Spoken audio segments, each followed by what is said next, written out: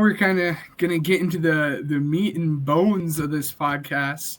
Again, the position group I have been waiting for a very long time at this point. I feel like the both of us have probably been scouting these guys for such a long time because the running back class is so deep. Again, we're going to be getting the running back class and these different running back prospects. Usually we do a top 10 for like each of the rankings. But this running back class is just so darn deep. I feel like we'd be doing it disservice by only doing a top 10. I had 15 guys scouted. How many guys did you have scouted? I have 15 with write-ups. I have 20 names here. 5 names that were missing from my 15. Okay, do you want to do a top 15? Absolutely, we can do a top 15. All right, we could do a top 15, and we can make like 15 to 11 a little bit quicker, and then go into a little bit more detail from 10 to 1. But you said you had 5 guys from 20 to 16 that you had listed, but didn't have full write-ups on. What is the order from 20 to 16 there for you? I don't really have an order, but I just have notable names that I think people would hear this list and be like, oh, that guy's missing. Number 1, Jordan James out of Oregon. Number 2, Jaden Blue from Texas. Number 3, Rocket Sanders from South Carolina. Number 4, Breshard Smith from SMU, and number 5, Trevor Etienne from Georgia. I think those are really high tier names. A lot of people in college football probably know those names, so just wanted to throw those names out into the verse. 3 guys that you named there in Trevor Etienne, Breshard Smith, and James Jordan or Jordan James that I have in my top 15. And that's always the struggle. So that now means there are 3 guys that you have watched and also have a like written report on that I didn't even watch. And that is the beauty of how deep this draft class is. That's crazy. I mean, I can start with 15 because 15 would be Jordan James for me. So it only makes sense. Jordan James just is like a player, first off, as a college player, one of those guys that I absolutely loved watching at Oregon. And I remember at the beginning of the season, I was like, oh, he should come out. He'd be a lot of fun, and he ended up doing it. But then you look at how stacked this class is, maybe he was, going to fall a little bit more versus other drafts. For me, kind of the short write-up, and then we'll get into his pros and cons, is he's an elite – I don't want to say an elite power back, but he's a power back that doesn't have an elite like contact balance or top-end speed to be a home run threat, but he can get you solid gains. And it's interesting to use the power back phrase for him because I think he's more physical than he is actually powerful. Again, he's a very physical back. He tends to fall forward in a class that has a lot of guys that struggle in pass pro. He actually showed some signs of being able to do it at a good level. And I think he has very good acceleration and patience. That being said, again, he just does not have that top-end speed where you can ever see him bust something off for 45 yards. It just does not happen. He's not a good pass catcher. He's not super creative in the open field. And for being a power back at 5'10", he's kind of small. But I think in Jordan James, again, you're getting a very good, solid RB2 who can get you solid gains, but is never going to burst something off and is never going to be super creative. But you're just getting a very solid running back. He's not going to do anything super, super special, but you have to know like what you're getting in with him. He's just going to be a very good player, but never going to be great. So that's why he's all the way at 14 or 15 for me. So, what did you see just quickly on him, and then who was your 15? Well, I mean, why I left him on the list or left him off the list is simple. Like the frame, the overall explosiveness, and the overall powerfulness of him, nothing screams true bell cow for me. And that's the only thing, is that I think I agree with you, is that if someone is lobbying for him in, the 100s to be a perfect complement to an explosive speed back or a true power setting back, I completely can get behind it. Like, it's all these guys, I mean, all 20 guys, I think, are going to be drafted. It's just, you got to weed out some names, and he happened to be one of those names I weeded off. But no, he's a phenomenal player. I remember we talked about him early in the process. Oh yeah. We both really liked him, and over the course of watching tape, I'm like, I like 15 guys more than you. That's the only knock, and in this year, that's not the time to have it, to be slighted. Yes, but my 15, Bhayshul Tuten out of Virginia Tech, pros. He's an unbelievable athlete. 9.73 raw athletic score out of 10. The only thing that brings that number down is that he's like 5'9", 200. He is an unbelievable athlete on the sheet. Has open space creation ability. Has tough finisher in his DNA. And at Virginia Tech, I think he was at North Carolina AT&T. I'm saying AT&T, but A&T. There we go. He transferred to Virginia Tech, and he had great production at a power school. Over 2,000 yards, 25 rushing touchdowns, and 131 missed tackles forced. That is very good. And then the cons for Tuten is kind of what brings him down. The ball security. 9 fumbles in 2 seasons at Virginia Tech. That is a glaring hole. That is a glaring stop that. Needs major work on his overall hole and gap feel inside the tackles for me. I think he likes to kind of bust it outside the tackles because he is so athletic, and he just wants to, get into space because that is his superpower. Sometimes you just got to hit the hole right, and some things will come out of that. And then sometimes needs to be more urgent in the backfield as a runner. Waits due to lack of judgment more so than like overall patience.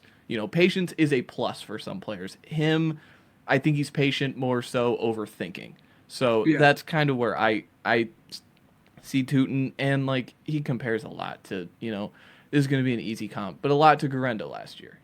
All the size and physical profile is there on the paper. Can you figure out the small things that we want as a running back? Can you hit the hole, take your 5 yards, and keep going? Because I think the tough finisher that he has a true like short yardage, like I'm gonna go get 3 here in his DNA that I really love. But just overall, man, like I think he's a good player. Where did you have Tuten? Yeah, I mean it's crazy that you say that because we see him in pretty much the exact same manner. I have him at 14, so the perfect segue. And again, there's not much that you said that I could say. Again, he shows very good short area acceleration, has that top end speed and athleticism that you talked about. For a guy his size, he has very good contact balance. And I do think that he sees cutback lanes very well. There were a lot of times on tape, and good and bad, it can sometimes end up very poorly that he tries to see that. But there were a lot of times on tape where he went to hit a hole and there was nothing there, and he cut back and did find a lane and was able to get a good chunk of yardage there. But again, the vision was a very big issue. Fumbles, I think he had 10 fumbles while not getting like this crazy workload, which is not a good sign at all.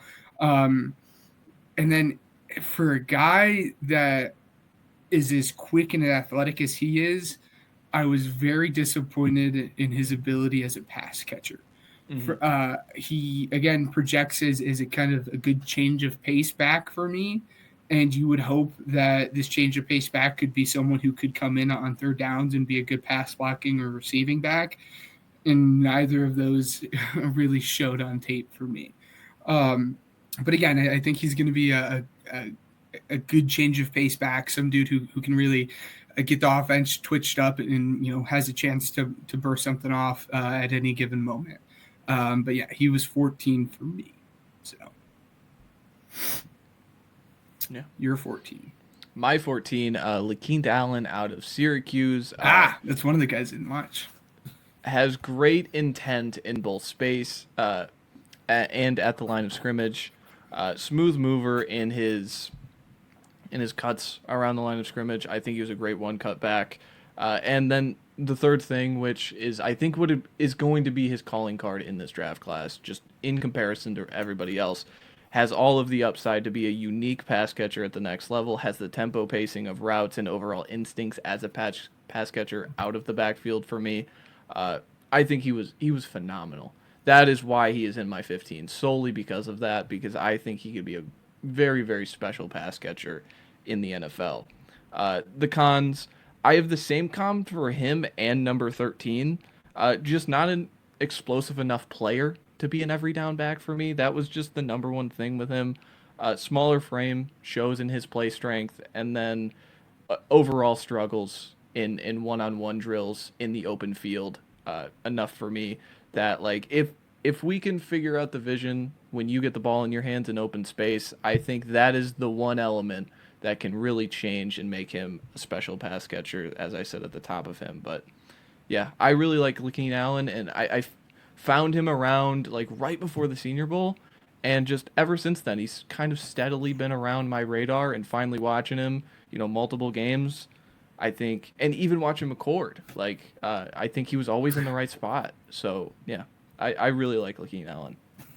Yeah, that was, like I said, one of the guys I did not watch. The only kind of stuff that I know about him is his pass catching. I saw a little bit of that at the Senior Bowl, and then, as you said, watching Kyle McCord. But yeah, he's one of the running backs that I felt like I just didn't have the time to get to, because again, this class is so gosh darn deep, as we've already covered already. My 13th back, and a guy that a lot of people are in love with, a guy that a lot of people are saying. Who was your 14? My 14 was Tuten? Okay. Yeah. And then my 13th guy is a guy that everyone kind of likes and is everyone's kind of early day 3 darling. And I really wanted to like him. I just could not get there with him, and I almost put him at 14 below Tuten. That's Dylan Sampson. Me and you had talked about him last night, and I wonder if a lot of the kind of issues that I have with him is just the fact that he plays in that hyper offense. He was a very frustrating watch just because of the way that they used him.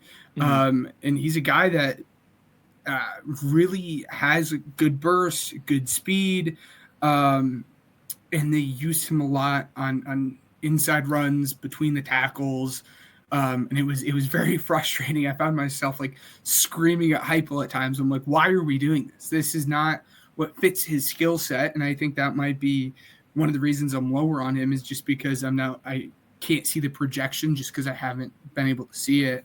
But again, he has good bursts, very good speed, has good contact balance for his size, and his vision really showed in the inside zone runs that he did.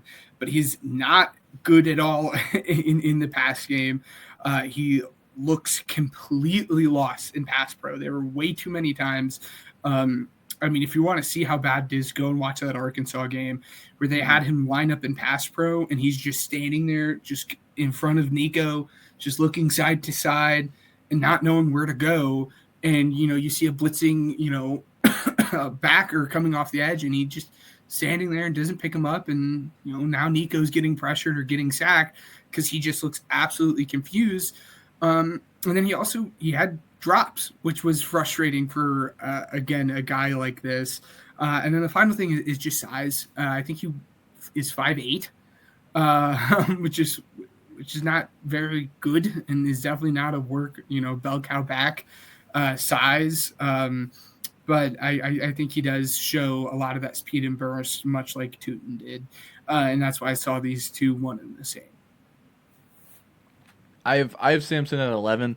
So a little bit higher than you, but I mean, you took everything out of my mouth. The pros for me has plus contact balance with vision inside the tackles, has multiple gears in his system to be an explosive threat, and he's an efficient short yardage player. And then the cons were easy. Undersized with limited production. He only had 1 season of real rushing production, 4 fumbles in the 24 season alone, and low receiving upside long term for me. So yeah, I completely agree with you. I think everything about him is about his explosion and his 1 year production. I think that is what overall is really exciting for some people. And even then, like, he didn't run at the combine. Maybe that number isn't that high, but I think he is a fast player on tape. I don't want to sit here and say, well, I didn't see him run a 4.3 at the combine, so I don't think he's an explosive player. He is an explosive player on tape.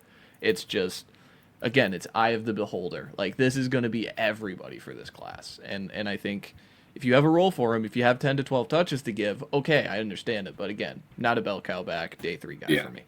I get the production. For him, it's not so much that I don't think he couldn't do it, but he was just behind good players. He was behind, what was his name, Jalen Wright last year, who ended up getting drafted by the Dolphins. But yeah, there were just a lot of things that concerned me with him. But you're 13th back. This one's going to hurt your heart, Ben. DJ Giddens comes in at 13. The pros, That's all right. Patience with size and the build, has vision to see the holes and gaps come open, has the elusive and one-cut ability to get into space. The cons, again, like I said, for LeQuint, just not an overall explosive enough player for me to be a bell cow. Doesn't have punishing finish power. That was the one thing, is like, I see the build. I just want to see him knock somebody over. Like, yeah. I think if I saw him knock somebody over like 5 times on film, I would have probably bumped him up a little bit. That was the only thing. And then like, low upside as a pass catcher. But again, like, I think Giddens, just like you have him, I bet you have him pretty high, but like, this is eye of beholder. I really would love to buy his skill set. The only thing is can we get you a little bigger in the upper body, and can you go hit somebody? Those are the only things with me, and I could easily see this guy being a talented player in the NFL. Still super young, had great production the last 2 years. Absolutely. I'm in on DJ Giddens, even if he's at 13. It's just ranking him currently. That's where he is. Yeah. No, I had him all the way at 7. Expected video about him on the social medias probably tomorrow. Break down a little bit of tape and stuff I see with him.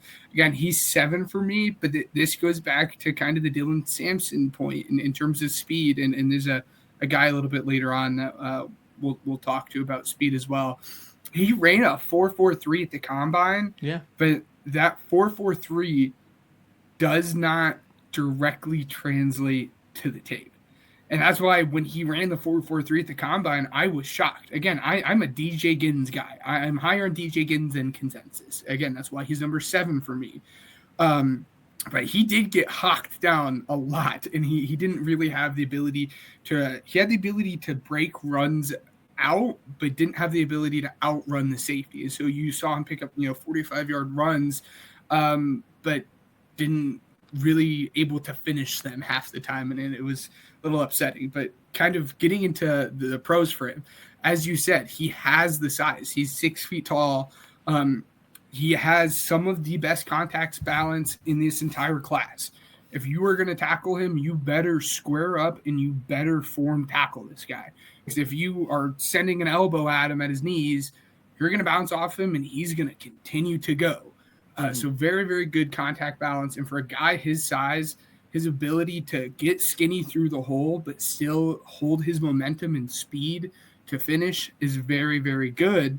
Again, I'll kind of point out some tape there on the video I put out. And then the last thing, which is it's weird. The Kansas State offense had him running a lot of routes. And he had success on that.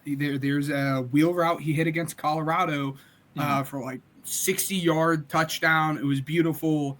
They split him out wide as a slot receiver. He ran a lot of leak routes. He ran a lot of Texas routes. So they trusted him a lot as a pass catcher, but there were too many times on film where he had an easy catch that he just dropped. So it's tough because they trusted him to do it, and there are very, very good moments on tape for him to be a good plus pass catcher, but then there are some very bad moments on tape where he just doesn't get his head around quick enough to get the ball or just outright drops it. In terms of downside for him, again, he just doesn't have that long speed. I know, again, he ran the 4.43. That's one of those speeds that doesn't directly translate to how he plays on the field. For a guy his size, it frustrated me to see him not be a good pass blocker. You would hope that your running back that is 6 feet tall can at least anchor down a little bit, and I'm wondering how much of it is technique-based. And then he just runs upright, which doesn't hinder him much at the college level because, like I said, he has very good contact balance. But at the next level, it's going to hinder him a lot. But kind of the short write-up on him is, for me, I think he is the most underrated back in this class. And for his size, I think he has very underrated wiggle and patience and very good contact balance, like I said, but he just lacks that elite burst in long speed.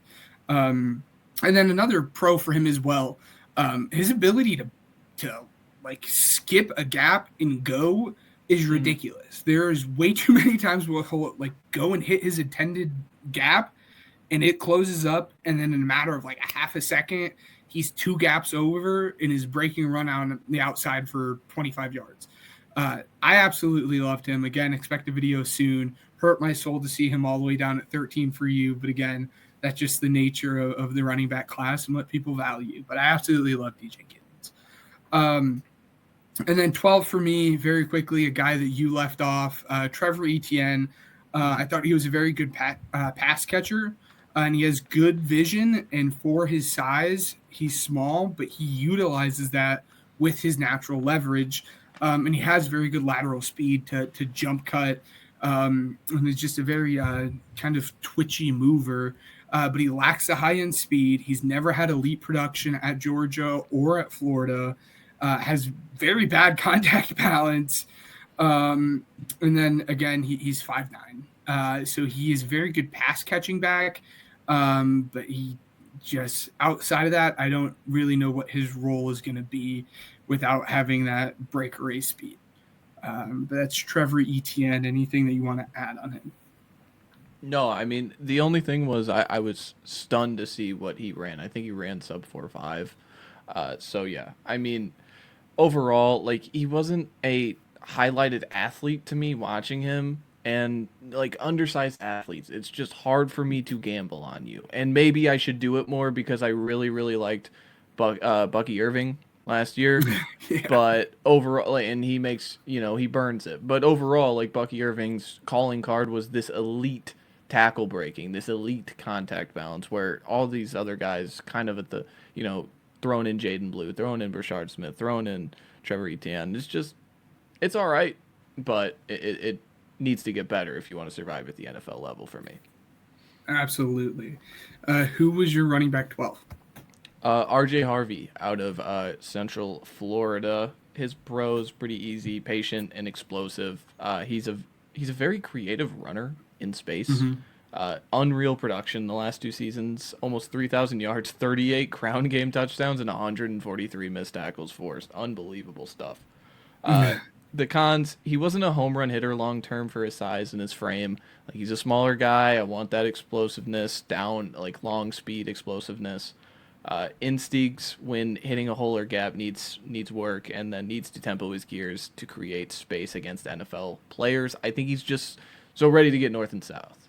So ready to get through the hole, so ready to get going that sometimes you got to tempo, you got to pace, you got just like Giddens, that is what Giddens has that he does not. The patience to let it all work out and the cutting ability to get upfield and kind of take your time and let's tempo this, let's settle down. So, yeah, I liked RJ Harvey. I think all these guys since I had Sampson at 11, all these guys 11, 12, 13, 14, 15. I think all these guys can go and probably should go in the round 4 for me. So yeah, I'm still pretty high on these guys.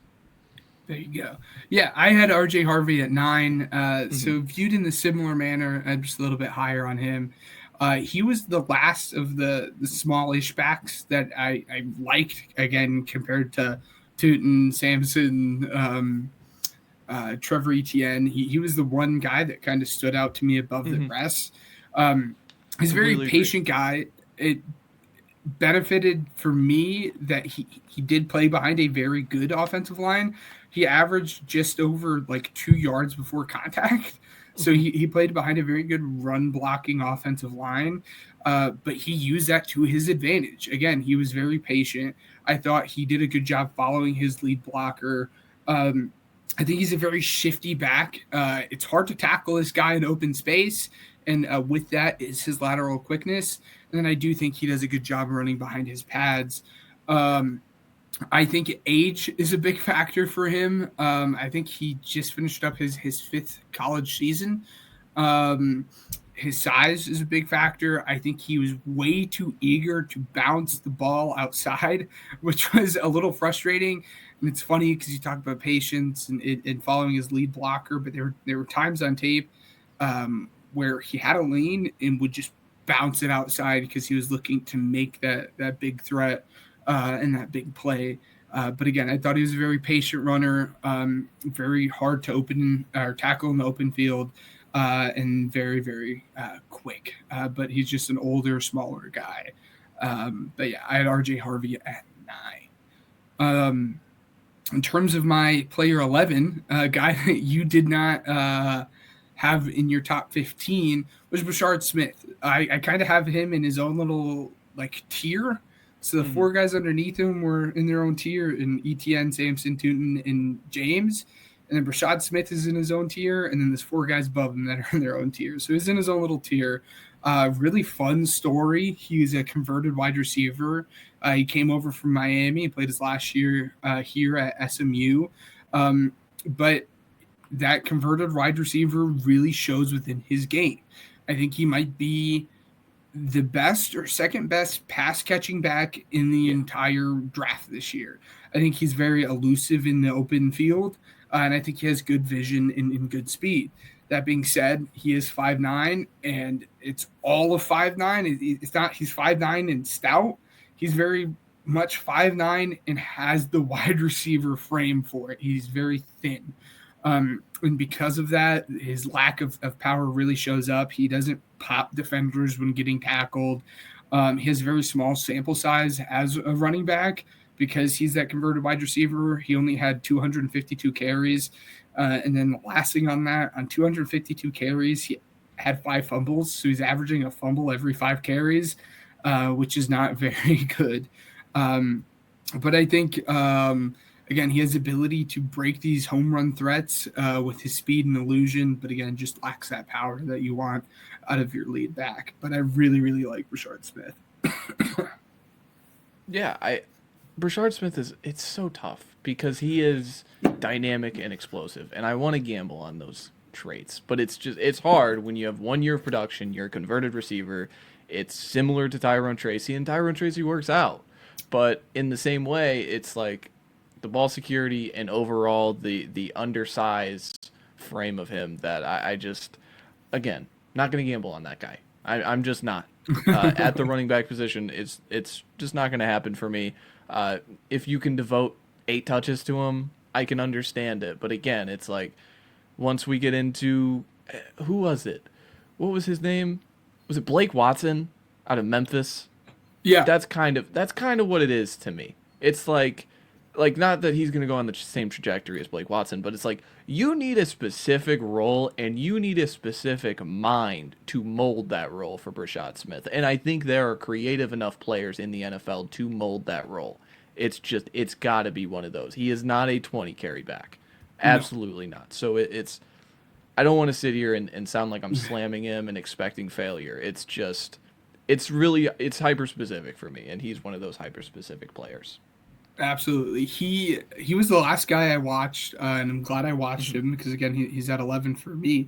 In terms of comp, when I watched him, it's very much Kenny Gainwell. I watched him, and in Memphis, Kenny Gainwell. That was Memphis when we saw like Tony Pollard, when we saw Henderson, when we saw Kenny Gainwell, when they used their running backs a lot out wide at wide receiver as well. So I saw a lot of Kenny Gainwell when watching Breshard Smith, and maybe that's why I'm a little bit biased and have him at 11. But again, I loved him. I just want to see him put on a little bit more weight, and if he can do that, I think he can be really good. And on the flip side, very inexperienced, but that means he has low tread on his tires. So you gotta love that. But who was your running back 11? 11 was Sampson. I'll get to 10.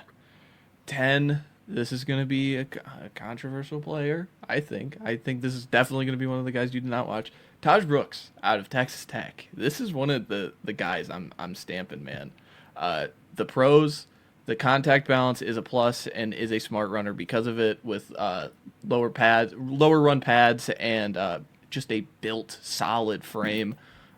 He has the hammerhead intent at the line of scrimmage on short yardage and tight gaps. Powerful and physical are his calling cards. And then the last 2 years, over 3,000 yards of rushing production, 27 rushing touchdowns, and 154 missed tackles forced in a power conference in the Big 12. Just unbelievable production for this guy.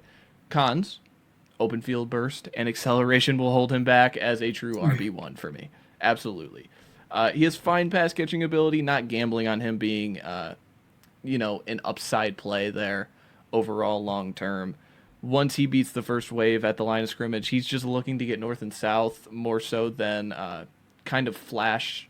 He's just looking to find guys to break tackles off of rather than get creative in the open space, where there are some guys who are much more creative than him. But overall, I think it's just the size, the frame, the contact balance. I have a type, and he is a part of that. And so I think he's got it, man. So I'm much higher on him. I think he's a day 3 guy, kind of sneaking into day 2 for me. Likely not. He's the 10th running back. I don't think 10 running backs are going to go in the top 3 rounds, but overall, he's a player I'm willing to gamble on, and I want to see on an NFL team draft night. Yeah, no, I did not watch him, but now you got me juiced up. I'll have to go and watch him after this. Again, I've heard his name, but don't really know much about him. I didn't watch a lot of Texas Tech football this year. So my running back 10, and this hurt me because I really love this guy. It's Devin Neal. I wanted to put Devin Neal higher. I just couldn't bring myself to doing it. Very smart football player.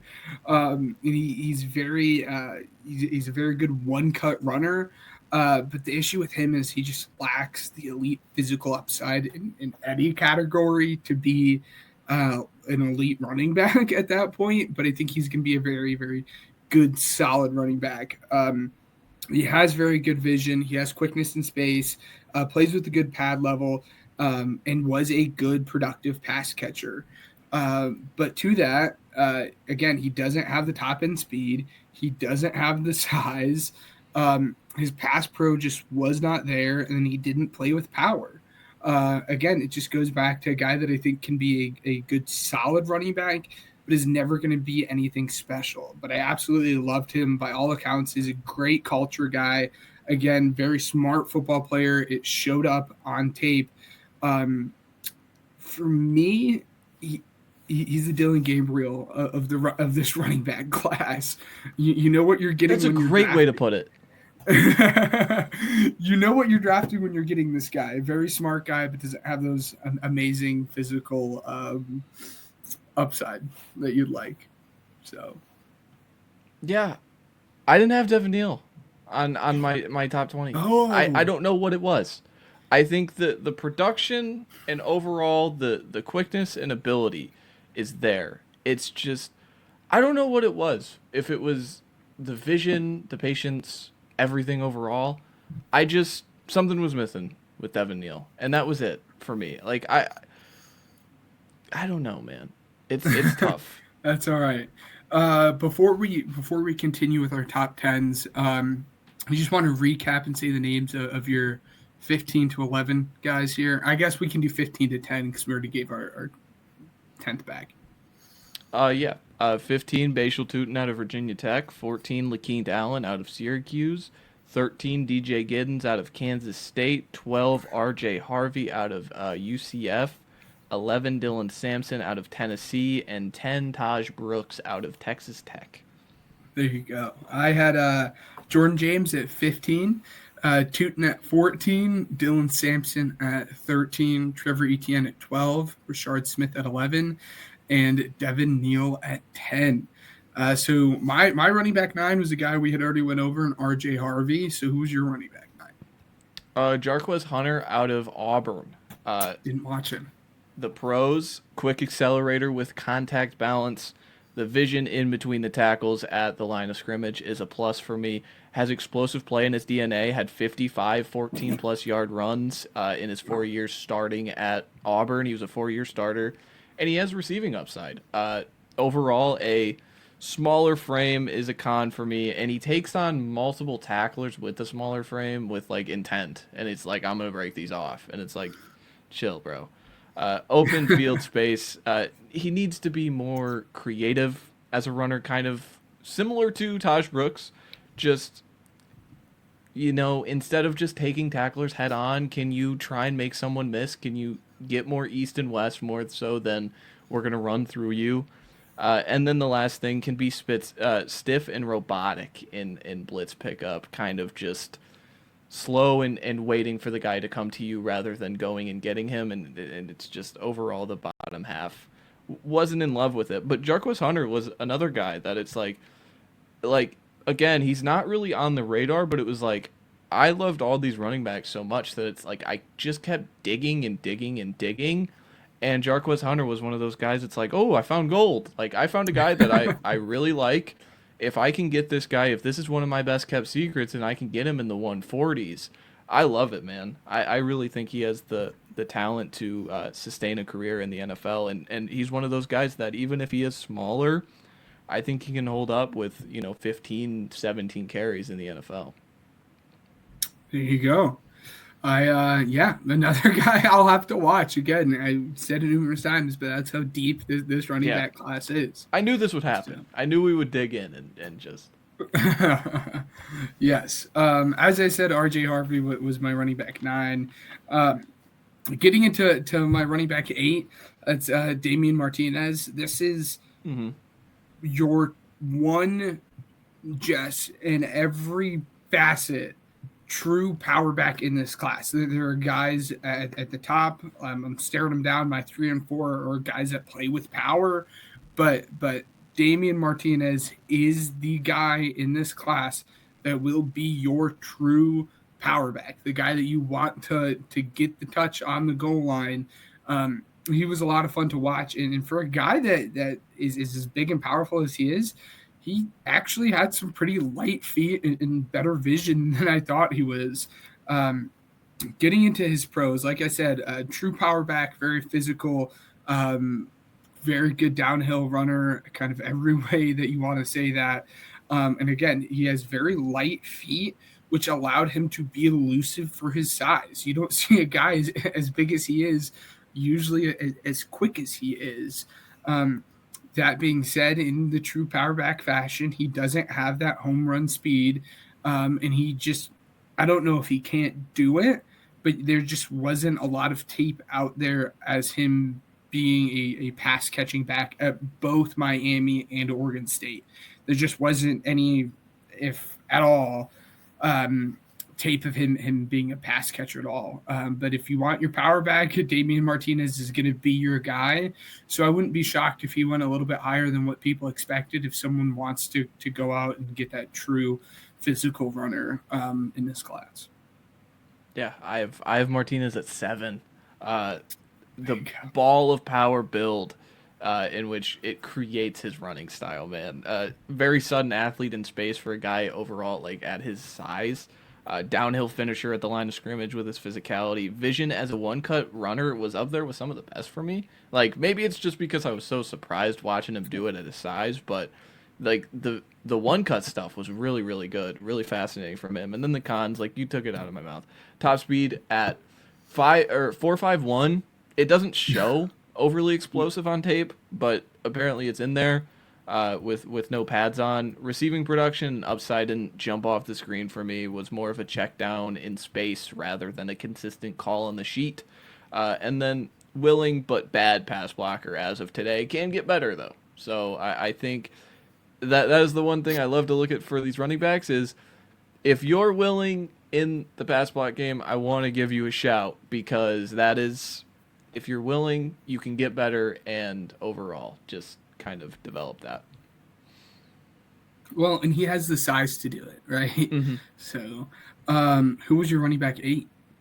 Ollie Gordon out of Oklahoma State. There's the last guy. Pros. Power, and more power. Long, powerful strider when it's all built up. Lowers the shoulder at the line of scrimmage with punishing intent. I put punishing in bold.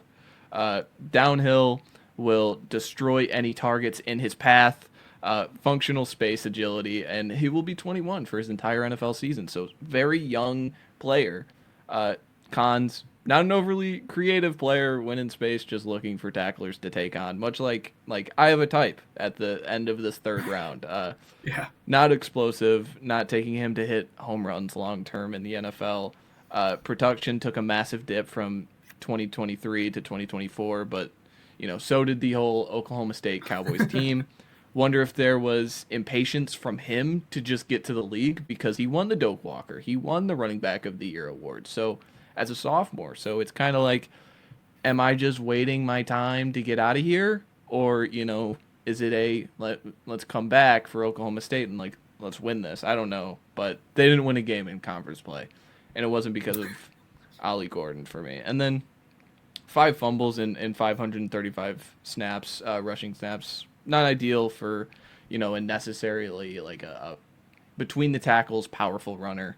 But still, I mean, a fumble every 100 snaps isn't terrible, but still for his build, would like it to get better. But yeah, I love Ollie. I have loved Ollie. He's huge. It's weird because it's he's not as overall stiff as Braylon Allen was last year. Where Braylon Allen, I felt out on. And it was you can brand these guys pretty similar. Young, super, built, jacked dudes.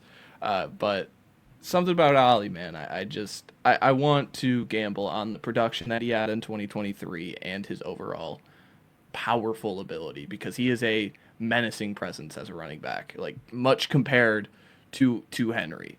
Maybe not that, but if you can be Diet Henry, I think that survives in the NFL, absolutely. Yeah, he was that last guy there, and I was waiting for that last shoe to drop that I did not have ranked. For me, I think it was just the desire. Obviously, I know who Ollie Gordon is. Mm-hmm. I think it was just the desire to not actively not want to watch his 2024 tape for me, in just the sake of being fully transparent, because he was such a good running back in 2023. Again, he had 1,700 yards. Yeah. And it's weighing the player that he was in 2024 versus the player that he was in 2023. It's easy to forget when we're looking at Ashton Jeanty, but going into the season, Ollie Gordon was viewed as that guy in this running back class. And he just saw such a hit in his production that people don't view him, obviously within anywhere near the same hemisphere as they view Jeanty at this point. So, yeah, it's balancing the guy that you got in 2023 versus the guy you got in 2024. So it'll be interesting. Here's another thing to think about, because I think they're pretty similar, maybe a little bit different, but him and Judkins. Judkins takes the massive NIL deal to go to Ohio State. Imagine how different that offense feels if they plug in Ollie Gordon, who just won the Doak. Imagine the stocks of both of those players. It's a fun, interesting like thought exercise for me is like, what if he just got away from Oklahoma State? Because everything Oklahoma State just burned in 2024. Yeah, that's interesting, and we'll get into Judkins, because I honestly do think Judkins' 2023 tape was probably better than his 2024 tape. But that's besides the point. But yeah, I see the way that you're thinking. And again, I think if he was in not Oak State offense, he would be viewed in a much different light as he is this year. Yeah, and my running back 7 was DJ Giddens. Again, already got into him. My gem of the draft for me. So who was your RB7? Martinez. There you go. All right. Now RB6. We're on to the top 6. Yeah, now we're into the top 6. And it's gonna be an OSU guy.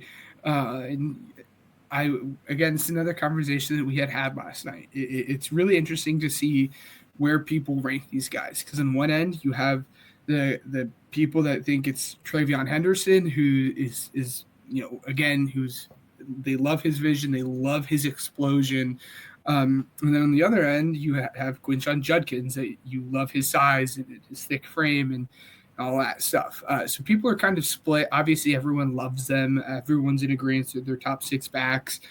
For me, I had Judkins ranked higher than him. So TreVeyon Henderson is going to be my RB6. Whoa. And again, it just comes down to type for me. I like the bigger, thicker running backs. Yeah. So it's TreVeyon Henderson for me, because I don't see him as being that dude getting 25 touches a game and being very, very good at it. I think he's going to be very, very good in his role that he's going to have as an outside zone running back on like 12 carries a game. But I just can't – it's hard for me as of now to project him, especially with his injury history as well, to be a dude that's going to be getting 20 to 25 carries / touches, per game. So that's why he's at 6 for me. But in terms of pros, I think he had very good vision. He is an exceptional athlete. His explosion is there. His top end speed is there. And I think he is a functional pass catcher. I don't think he's an amazing pass catcher, but I think he's a functional pass catcher. Getting into the cons, obviously the easiest one's going to be the injuries. This dude has never been able to at least down the stretch over the last 2.5 years, been able to put together a full season of being completely healthy. I mean, we saw it this year with Judkins when he was splitting snaps with him, still was not able to be fully healthy through the course of the season. So how does that project when he goes to the NFL and is maybe asked to be that bell cow back? He has an upright running style, which leaves his chest exposed, which makes it a little bit easier to tackle him. And then he just doesn't play with amazing power. And I would have liked to see him be more shifty with his explosion of vision. It just wasn't – it didn't show up on tape as much as I would have liked. But like I said, I think he's going to be a very good 1A, 1B. He's going to be a very good – obviously not in the same, like, roles per se, but he's going to be a very good Gibbs to whoever David Montgomery is going to be in his offense. I think he's going to be a fun 12 carry per game, a guy that can really break off a run at any moment, but is never going to be able to be your elite back in your offense. So that's why he's 6. Yeah, I have Henderson as 3A. So I have him really high. The pros, elite explosive athlete with dangerous long speed in space, hold your breath defense, reliable. I think, what was your word? Functional. I have reliable. Yes. So I think we both see him in the pass game pretty similarly. Reliable in the pass game, has the upside to get better as a pass catcher among like the 2 Ohio State running backs. Good decision maker when choosing gaps to follow. 1 fumble in 4 years and 490 attempts at Ohio State. And lastly, gives a crap in the pass block game with high valued effort. I love that. The cons, play strength. As a runner, doesn't play with NFL necessary power, but there are guys in the NFL that make it work. So it's not like that is a complete damning outlier. Compared to the other 4 or 5 running backs near him in this like kind of 6, doesn't have the contact balance that shows out like them. That was my only thing. Much more of a north-south runner, wants to get upfield rather than side to side and east to west consistently. Poor between the tackles, put on weight, and there's some optimism that can get better inside the tackles, and even maybe a little bit on the play strength. But at the same time, you're drafting him to be an explosive play threat. You're drafting him for what you said, 12 touches of being on the field and creating dynamic ability. That is what he is on the field for, and you don't really want to take away from that. And lastly, the injuries piled up for him the last 2 years prior to this national championship run. So yeah, I completely agree. Like, my draft range for him is top 40. I think this guy is good enough that if there's someone who wants him, and 3B have the same draft range for me, I don't really see, like, I think they're both different enough that I think ranking them just straight up just wouldn't be right for me. But yeah. I think Henderson can be a great player and a great, like you said, 12 to 15 touches, man.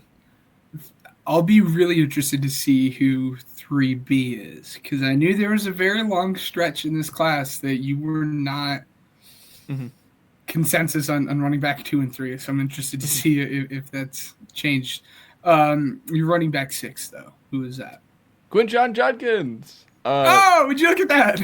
The pros. The way you were setting up, man, I was like, oh, man, we're going to have Judkins the same spot. Nope.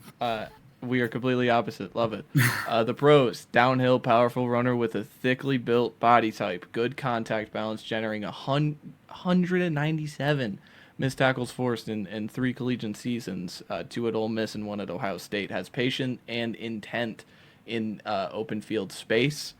3 fumbles on 739 carries. That's unbelievable. Yes. And he's only 21, and he'll turn 22 during the season. That has to be a plus.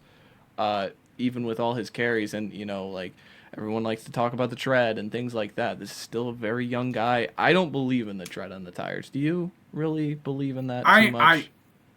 I for a long time did. Until Jonathan Taylor. Yeah. And then Jonathan Taylor came out, and he's been very, very good given he's had injuries and whatnot. But I did for a long time until Jonathan Taylor, which I feel like was someone that you were – funny that you bring that up, throwing it back. You were completely against it. I know that was like everyone was talking about, like, oh, look at this guy, like 800 carries or something in college. I don't think it was that much. Everyone's like, oh, tread on the tire. And you're like, nope. Doesn't matter. I think he's a great back. Yeah, like that's kind of where my mind goes. Is I think you're a great back. Like, I feel like that got victory laps maybe a little bit with Derrick Henry because he had a slow start, but he's become incredible. So it's, I don't know, the tread on the tire stuff is awkward to me because like you said, I've never really believed in it, but I get where it comes from. I do understand that. But the cons of Judkins, let's get back on schedule. Overall, long speed and explosive nature is a question for me. Patience in the backfield, waiting for holes and gaps to come. It's just too patient for my liking. It's just a lot of waiting. It's a lot of bouncing. It's a lot of just trying to find the perfect hole. When it sometimes the DeAndre Swift syndrome. Go get 3, man. Like, go fight another day. You have an awesome offense. You have an awesome quarterback. Awesome talent around you. Just get in there. Last thing on that con was sometimes needs to hit it with a hammerhead intent. That's a phrase I use a lot. The hammerhead intent is something I love. Production in the Big Ten play down the stretch wasn't like too efficient. I think early in the season against like Marshall and maybe Akron, he had some big games, but down the stretch there was some like 2.8 yards per carry games. There was some 3.5 yards per carries per games. But then again, Josh Simmons got hurt around that time, so they were kind of making it along the way, so I don't hold that too much accountable. And then low receiving upside long term, just not an overwhelming receiving threat, a guy who's going to generate a lot of targets in the pass game. But I do like Judkins. He is a top 75 player for me. I think he's going to be drafted as such. Someone's really going to like him. And of course, like, who doesn't want to have a player named Quinshon Judkins on their team? So like, yeah, man, like come on. Yeah, it's funny because he was my RB4, so we kind of switched places on Henderson and Judkins there. Yeah, again, you basically said it all. He has a very thick frame, a good build, hard to bring down because of that. As you mentioned, 3 fumbles on like 750 carries. For his size, I thought he showed good lateral quickness in burst. In the short game, obviously that didn't translate to the long speed and everything. Yeah. And then I had this as both a pro and a con. Was that patience? I think you value a patient running back, but then you get into the con, and I had it in all caps, and I'm not going to say the exactly what the open like the open field was good, but the backfield was bad. Like that's it was same thing. in all caps, and I'm not going to say it because there's a curse word in there, but in all caps, I wrote down in the cons, hit the hole. Like it made me. There were so many times when I was watching it, I'm like, what are we do? Just go. Just you're waiting a little bit too long for that gap to develop. Just hit the hole that you're supposed to. You have the size. At least try to get through it and see what happens from there. And then, yeah, I think he lacks that second gear. He gets hawked down when bursting those off. In true sicko fashion, after the national championship, the 3 of us had jumped into a Discord call and we had talked about it. And one of the first 2 or 3 conversations we had was, did you guys see Quinshon Judkins get tackled like 2 yards away from the goal line? How does that affect his draft stock and how we see him? That was like one of the first 2 or 3 conversations we had. And we're like, oh God, this is gross. What are we doing? Well, what has the draft done to us? But yes, again, I just think he's a good, powerful back with a good frame, but lacks that top end speed. And going back between him and Henderson, it goes to what do you value and what do you want out of your running back. And for me, I value a bigger back more than I value the quicker, smaller backs, and that's just why I ended up having him in front of Henderson. But I can see why people have Henderson ranked in front of him. There's no shade on there. I completely get that. I'm going to assume our RB5 is the same, which will be fun because I think that'll be the only match that we have. The last thing on the Ohio State, like, they complement each other so well. Like, I want to see a team actually draft both of them. Like, they do complement each other so well. It's so much fun that, like, I do want to see it. See if a team, like, tries to do it. But, yeah. I assume we have absolutely. Yes, I assume we have 5 the same. And as I mentioned with Henderson, again, he can be someone's, Jahmyr Gibbs to someone's David Montgomery, and that's exactly the role that he played in that Ohio offense. It would be a dream to have these guys played in the same, NFL backfield, but I would be very shocked if it happened. Is your number 5 Cam? Yep. Yes. Okay. Whew. We're twinning. This is I think this might be the first time outside of like the top end prospects that we are in stride in terms of positional ranking on this guy. Absolutely love it. There was daring his kind of parade in the end of the season into the playoffs. I was like, come on guys, pump the brakes on Cam. Is it? I've heard it both ways. Is it Skattebo or Skattebo? I call him Skattebo, but I know that's what I call him Skattebo. Anyways, Cam Skattebo. Again, a lot of people's comps are just very funny. They're like Hammerhead Shark, Ball of Razors, all of that different stuff. And that's the best way you can describe this guy. Yes, what is it? Bowling ball covered in switchblades. There you go. I absolutely love hearing that stuff. But I think he, as we've seen, does not go down on first contact. You better tackle and rally with this guy because he will not. He will just not go down in the first contact. He's a very, very physical player that plays with a very high motor. And again, in a class that has guys that aren't very good at pass pro, some are willing, but that doesn't always mean you're good. This is one of the backs that I was actually able to see translate from day one in the NFL as a good pass pro back, which I absolutely love to see. Again, the best way to describe him is just high motor, super physical. I think he lacks the top end speed. That's probably why we didn't see him run. He's not very elusive. He has injuries. He's a bit older, coming from Sacramento, and he has 10 fumbles in the last 3 years.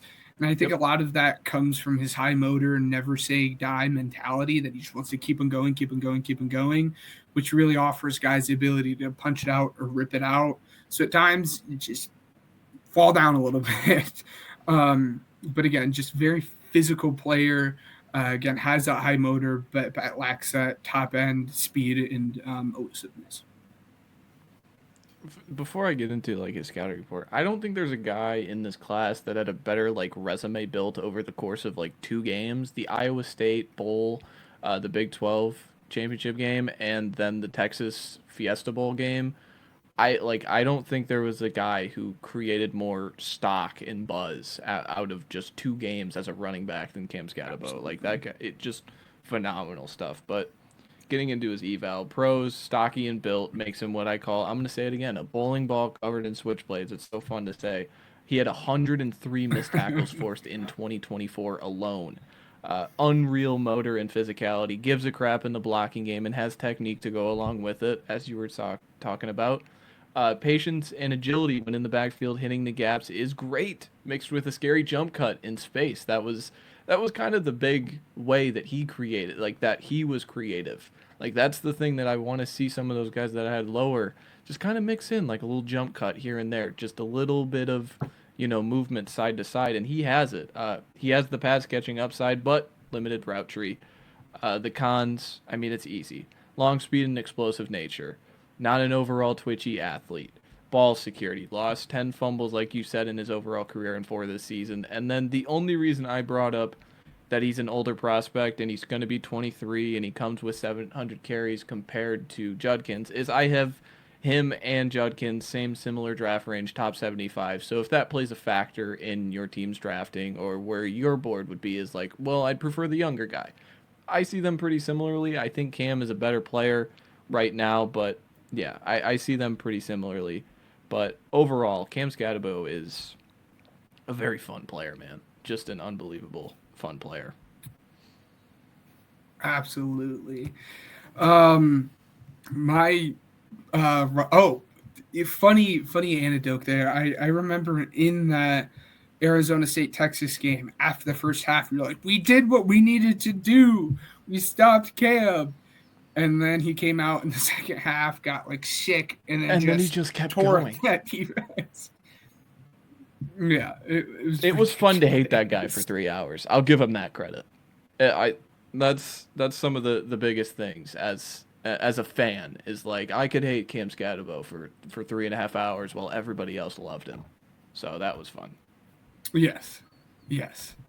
And as I said, my running back 4 was Judkins. Your 3A/4 was Henderson. My running back 3, which will be interesting. And again, this is 2 and 3 was a little different, and I'm going to might jump out of my seat. Whatever you think I have, I do. Yo, okay. Kaleb Johnson is my running back 3. Mm-hmm. We'll get into that in a second. I think he has a very, very good combination of size and speed that really gives him the upside to be the workhorse back in this class. Again, his ability to get downhill, be a one-cut runner, and just take it to the house is almost unmatched in this class. I think he's very patient but tough, showed good bursts. Again, showed that contact balance. One of those guys that I said, there's 2 or 3 guys in this class that had very good power, and he's one of those guys. But also, along with that power, had the long speed to finish off plays after he got through the first/second level.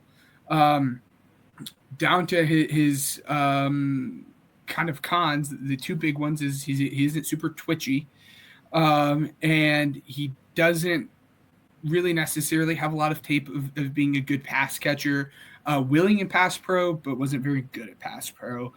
But again, he's one of the running backs, as I said, that possesses the size and speed to instantly come in and be a day one workhorse back from this class. Yeah, I have Kaleb Johnson out of Iowa at 2. Again, like, this was another thing where it was like, I watched these 3, him, Jeanty, and Omarion Hampton, very, very early in the process. And I came away with a very simple Jeanty 1, Johnson 2, Hampton 3. And that was always, that wasn't consensus. And then I watched them again, and I feel convicted. Like, at this point, I believe Kaleb Johnson is a better prospect than Omarion Hampton. The pros, size and physicality, hits holes with intent and can break tacklers and bounce off defenders.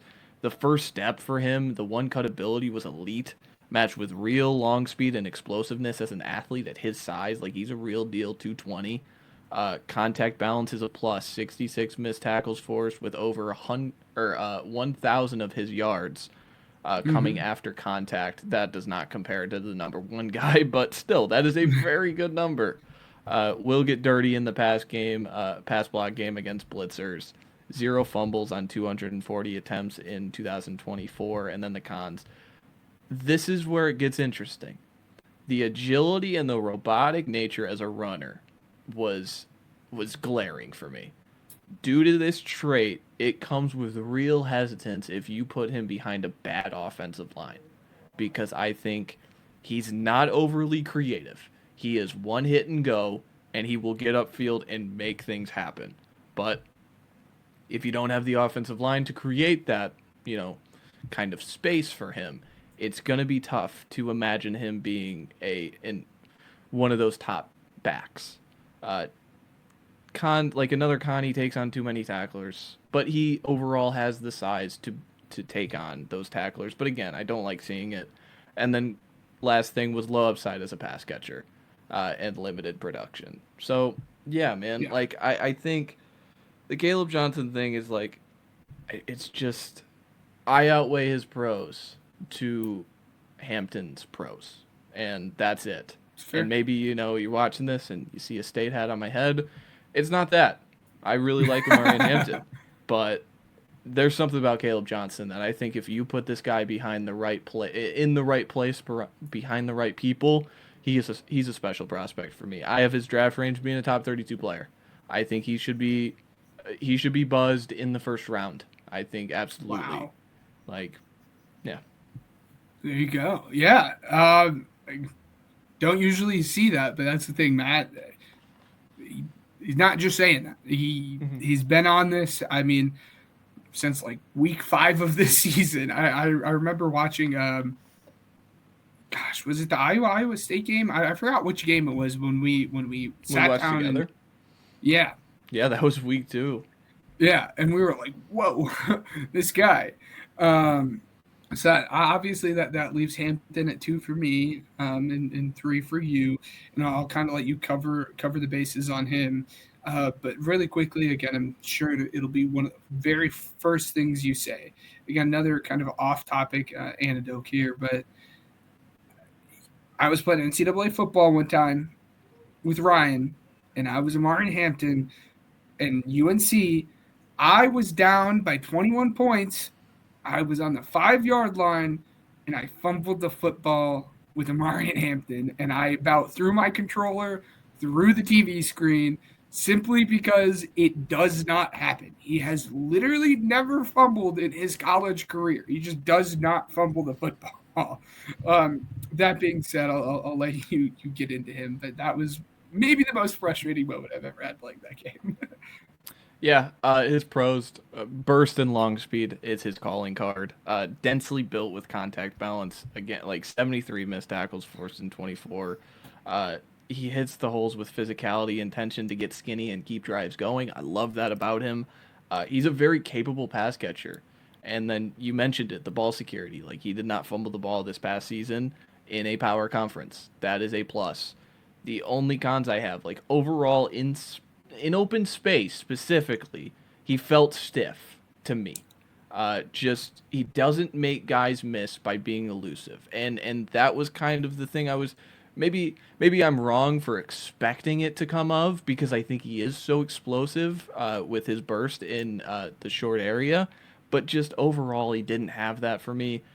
Makes the wrong decisions in choosing gaps too often for my liking. I think sometimes he's just, let me get outside, let me make a play, and then cons, low effort in pass blocking again. Like that can get better. He's not a small guy, but like he's top 40 draft range for me. The same thing as TreVeyon Henderson. I think he's still a phenomenal player.